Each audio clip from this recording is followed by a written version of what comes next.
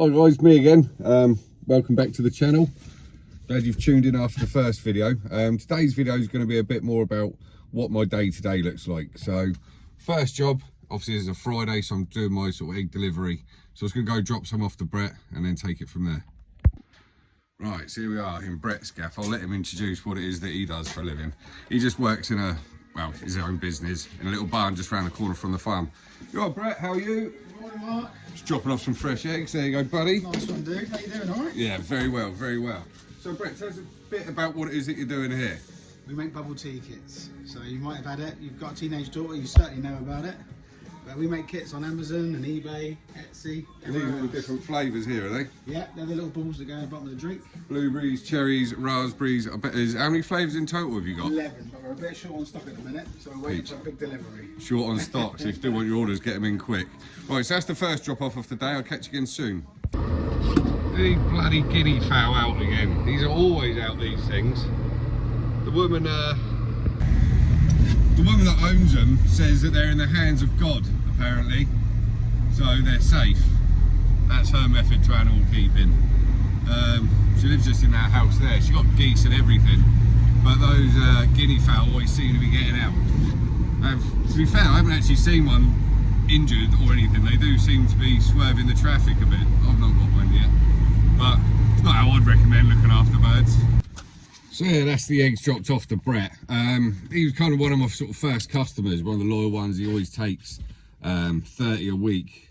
He got two sons, they both go to the gym, so they like the protein, but obviously you can taste the difference, a huge amount between shop bought eggs and, you know, farm fresh eggs. So that's kind of how it all kicked off for me, starting this little egg round with the ones in the garden, and then obviously progressing up to the small hold and then onto the farm. To generate obviously more eggs, because that's what people like. So like I say, I'm not an egg eater myself, but they definitely are, you know, the staple of a small hold and the staple of a, you know, someone like me who's trying to start up. You know what I mean, you've got to have something that you can sell straight off the bat. And things like sheep, you know, you obviously have to grow them on. Same with pigs. Chickens, you know, they come into lay after sort of 17, 18 weeks, and then that's it. They're firing out money for you. But yeah, so that's the egg side. I'm just going to go and obviously feed the chickens now, give them their rewards, see how many eggs they got. Right, so obviously feeding the chickens, what we use layer pellets, because that's what helps them produce the eggs. So that's kind of the first staple. And the second thing that I use is this organic oats, basically. That's what I get from Rushmere. It's just a bit of an excess left over once all the oats are done for the milk. So that's what I use, helps keep the cost down. So let's do a nice mix of that, give it a mix up, and that's what we'll go and feed them for breakfast. Alright, so heading over to the chickens now. It is so wet, miserable and windy down here, which is like my least three favourite weathers. So it's not as rainy as it could have been though, to be fair. The chickens are out and they're not looking too bad. This is the other downside when it's winter time. We can't use like the gator. We've got like a little John Deere off-roady thing, which makes it easier for getting across the fields. But this time of year it just churns up the ground and just makes a mess of everything. So I tend to do everything on foot, which, you know, that's why I'm breathing heavy, I guess, because it's ag. But it's what it is. Yeah, ladies, Wogan, how are you? The absolute Don there, isn't he? Good morning to you too, mate. So I suppose while I'm at the chickens, I'll do a little bit of a walk around about their setup as well, and what it is that I'm, you know, currently using to keep them safe. So this is the Gallagher portable electric fence unit. It's been pretty good. I'm pretty happy. It's lightweight, it's easy to use. The only thing is the battery in it isn't rechargeable, so it's a one-use battery. Once that runs out, you've got to go buy a new one. So I'll probably get a car battery to rig up to that, but overall it works well. Especially these leads, anyone that knows having electric fencing, these leads always perish quite quickly. They've actually managed to keep their colour and strength for now. They usually sort of deteriorate after a few weeks, but they've had these a few months and they're still looking good. This is obviously all connected to the electric fencing. This stuff's just ordered online, you can see it on there. They do two, they do a single prong one and a double prong at the bottom. My advice would be the double prong one for two reasons. A, because it's easier to put in, you can literally stand on it with your foot and pop it down. The second one, it actually came slightly higher, so it's taller than the single prong, which means obviously it's just that bit safer again. So since I've had this setup, I haven't lost a bird, I haven't had any foxes getting there or anything like that. But I'll show you the actual chicken tractor itself so you can see what it is they're kipping in.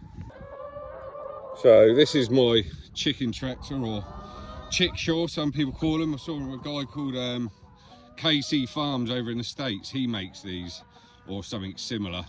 But basically it's just on wheels, I can pull it around.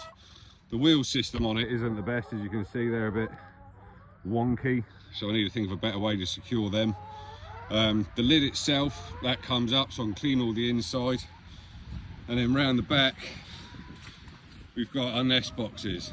This one's come out, egg in there.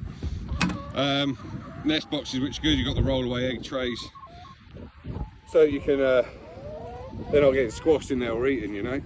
The only thing with them is they do tend to sleep in them sometimes, which means they can get full of poo, so there's a lot of cleaning with those to do, but it works better than any other system I've had. Alright, let's get these girls fed because they are not leaving me alone. Obviously I'll try and set up multiple feed stations for them. First one, let's go over here, so that by giving them multiple stations means everyone's going to get fed. They're not all going to be gathering around the same one and squabbling over who gets what. So, see what these boys are. These are all the sort of spare roosters that need to go, really. They're kind of at that stage now. There's a couple that are staying.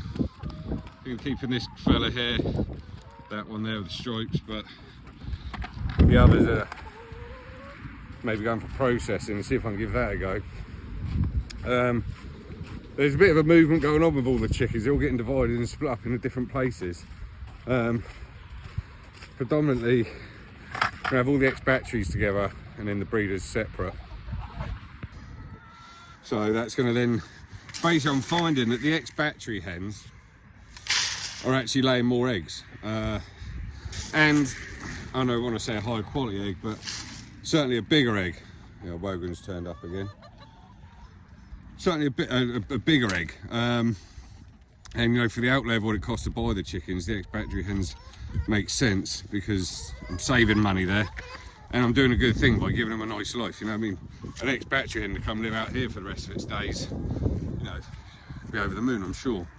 So basically I'm picking up another 20 ex-batteries. I think I've got about 17 at the moment, so it's going to put me on 37 ex-bats, which hopefully should give me 30 eggs a day is what I'm gaming for there.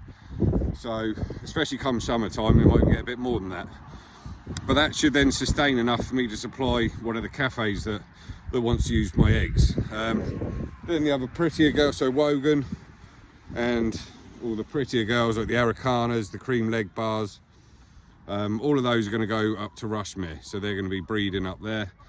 I will still use some of their eggs, but you know, predominantly going to be for incubators and things like that, so I can start trying to reproduce some stock.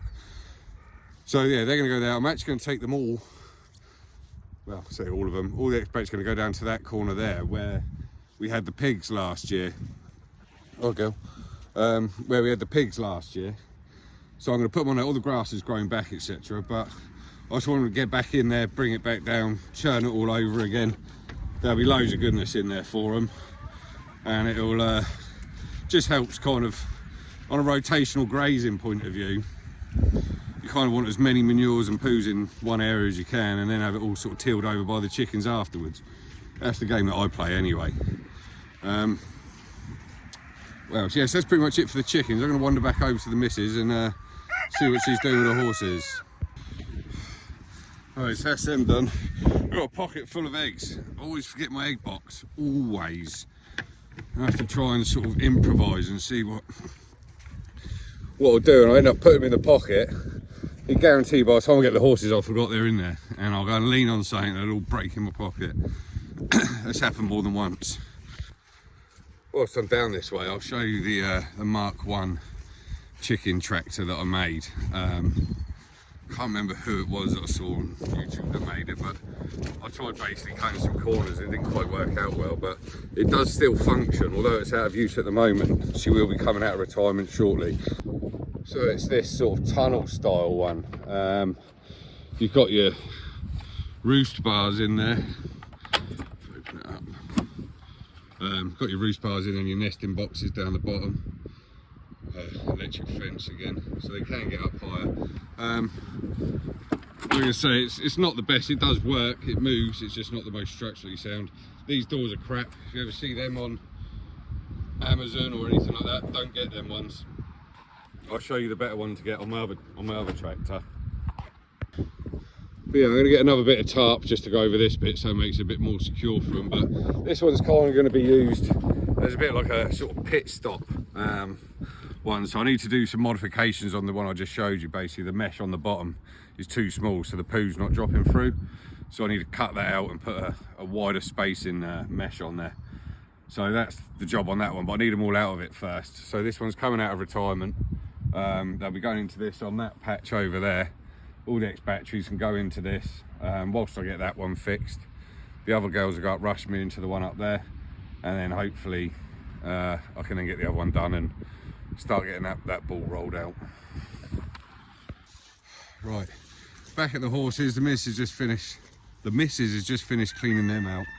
So basically she picks up all the poo every morning off of this. It's not a hard standing, they're called mud control mats, which they go on top of mud and they become like a hard standing. They're really good, but also really expensive. So we're gonna go now get some straw and some hay for the horses, straw for the piggies tomorrow. So we're gonna settle their bed up.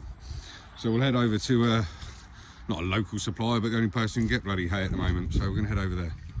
Right, so we're just heading over to Blenworth, it's called. It's where we get our hay and our straw from. It's about 15-20 minute drive. Problem is in the winter you kind of have to go further and further to try and get decent hay.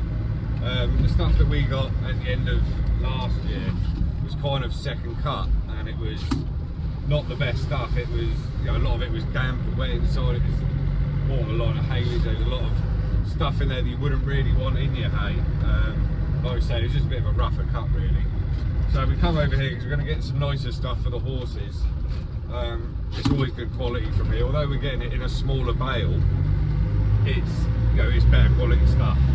It's certainly going to try and get us through to spring or somewhere we can get our next, when the farmers start getting their hay going again. So yeah, here we are at Blenworth. Mrs. is taking care of the order, so I'll show you around. They do other stuff here, obviously. You've got horse rugs and horse feeder buckets. Everything expensive because it's all related to horses. But the food, they do food as well. They do pig food, sheep food, layers, pellets. So it is handy coming over. You get lots of your oils and stuff like that for the horses. Mrs. loves it, innit? So what else? I'm going to get some pig food whilst I'm here actually. Right, so that's all the hay loaded on. If you want to know how many hay bales you can get in a Defender, the answer at the moment is 4. I reckon if I was a bit more strategic, I might be able to get 6. So we're just going to get these offloaded down into the barn and get it ready for the horses, I guess. This is trying to get them out. How you getting on, bub? Not very well. You look like a master.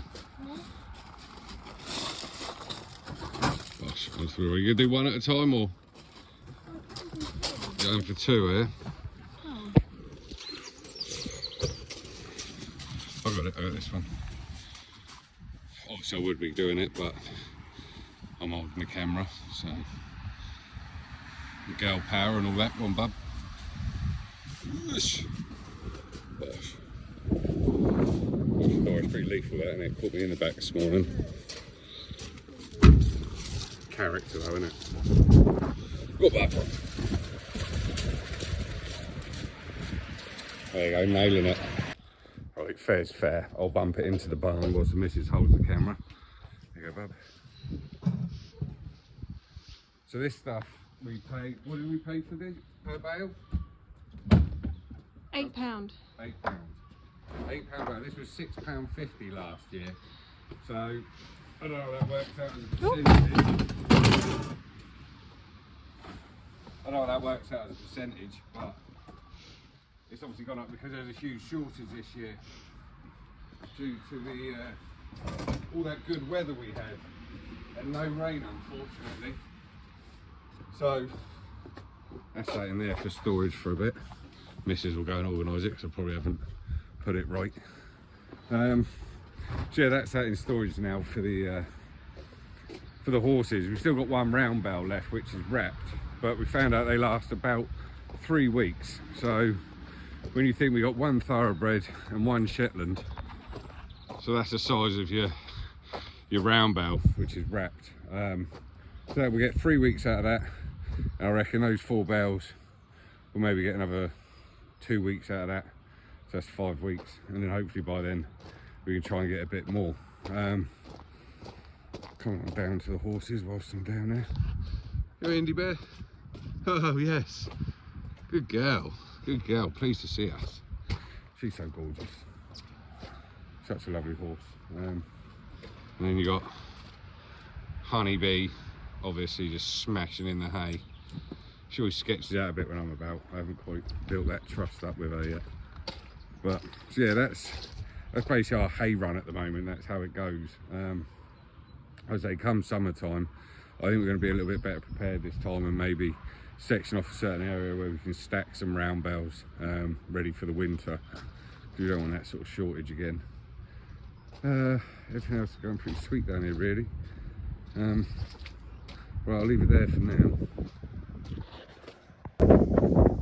Right, and the final setup is the one we got in the garden. We've got these chickens here. These 2 girls on the left, I hatched them out. They're kind of across. This one's a Lohman Brown cross cream leg bar, and this one's a cream leg bar cross bantam.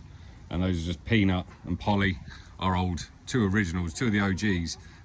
This whole setup's kind of coming down, so we're just going to leave these 2 girls in here until we see what colour eggs they lay, and then they'll be going up with the others, and then we'll just be seeing Polly and Peanut out until the end of their days. They're old now.